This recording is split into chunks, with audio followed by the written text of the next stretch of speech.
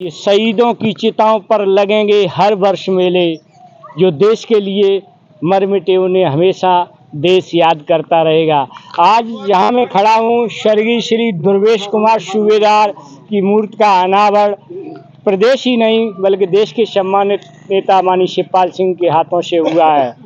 इसी बीच मेरे पास रघुराज सिंह यादव जी हैं, जो सैनिक प्रकोष्ठ जिलाध्यक्ष। सर, जो आम यहाँ मतलब सब लोग एकत्रित हुए अनावरण में, सूबेदार दुर्वेश जी के विषय में थोड़ी जानकारी दें, और जो शहीद होते हैं उनका सम्मान देश में होना चाहिए, क्या कहोगे सर? मैं सूबेदार मेजर रघुराज सिंह, जिलाध्यक्ष भारतीय पूर्व सैनिक संघ इटावा, और मैं यही कहना चाहता हूं कि दुर्गेश साहब जो है बहुत अच्छे व्यक्ति थे, और इन्होंने जो है 1995 में भर्ती हुए थे, और नवंबर 2020 में इनका अकस्मात निधन हो गया। और 852 आर्टिलरी की रेजिमेंट थी, उसमें ये पोस्टेड थे। और मैं यही कहना चाहता हूं कि ऐसे समय में, उस समय महामारी चल रही थी, उस समय कोरोना की बीमारी चल रही थी, और साहब जो है बीमार हुए और चले गए।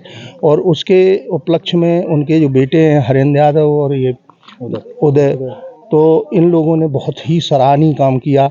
और मैं ये समझता हूँ कि इस कलयुग के अंदर अगर कोई भी बेटा अपने पिता के नाम के लिए इतना बड़ा काम करता है, तो इससे बड़ा और कोई कुर्बानी नहीं हो सकती है। इन्होंने बहुत अच्छा काम किया है। सर, स्वर्गीय श्री दुर्वेश जी की मूर्ति अनावरण पर सभी लोग एकत्रित हुए। कहीं न कहीं अहीर रेजिमेंट की मांग पूरे देश में बराबर उठ रही है, चाहे रंगला का युद्ध रहा हो, चाइना भारत का, बड़े पैमाने पे यादवों ने वहाँ शहादत दी थी। तो क्या भारत सरकार को अहीर रेजिमेंट की घोषणा कर देना चाहिए? बिल्कुल बनाना चाहिए, क्योंकि रेजांगला के अंदर 120 सैनिकों ने, और वो सारे यादव थे, उन्होंने 1300 चीनियों को मारा। और इतना बड़ा, यानी कि दुनिया की कोई भी लड़ाई, चाइना ने स्वयं ये महसूस किया, और चाइना ने कहा कि दुनिया में इतनी बड़ी कोई लड़ाई नहीं हो सकती है जितनी रेजांगला की हुई। और उन्होंने अपनी अहीर वीरों ने शहादत देते हुए, माँ भारती की रक्षा करते हुए, और अपनी जान कुर्बान कर दी। तो भारत सरकार से भी मैं गुजारिश करता हूं, और ये इनको चाहिए कि उन वीरों को अगर कोई इनाम देना है और सच्ची श्रद्धांजलि देना है, तो अहीर रेजिमेंट का गठन होना चाहिए। क्योंकि यदि अहीर रेजिमेंट का गठन, हम लोगों की कोई गलत मांग नहीं है, क्योंकि अगर जाट रेजिमेंट हो सकती है, सिख रेजिमेंट हो सकती है, महार रेजिमेंट हो सकती है, कुमाऊं रेजिमेंट हो सकती है, तो अहीर रेजिमेंट क्यों नहीं हो सकती? हमारी आपके माध्यम से यही मांग है, या तो सभी की रेजिमेंटें हटा दी जाए, या फिर अहीर रेजिमेंट भी बनाई जाए। बहुत बहुत धन्यवाद। जैसे कि आज स्वर्गीय श्री दुर्वेश कुमार जो सूबेदार हुए नगला डम्बर जसवंत नगर से, मूर्ति का अनावरण देश बल्कि प्रदेश ही नहीं बल्कि देश के सम्मानित नेता माननीय शिवपाल सिंह के शुभ हाथों से हुआ।